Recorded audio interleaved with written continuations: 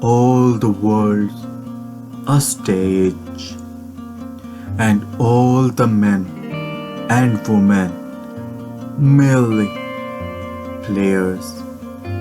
They have their exits and their entrances, and one man in his time plays many parts, his acts being 7 ages.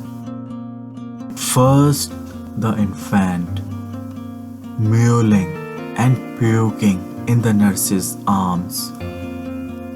Then the whining schoolboy with his satchel and shining morning face, creeping like snail unwillingly to school.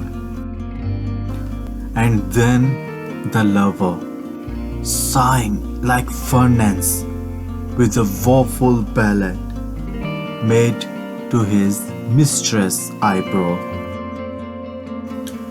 Then a soldier, full of strange oaths and bearded like Par, jealous in honor, sudden and quick in quarrel, seeking the bubble reputation even in the cannon's mouth. And then the justice, in fair round belly with good capon length, with eyes square and beard of formal cut, full of wise saws and modern instances. And so he plays his part.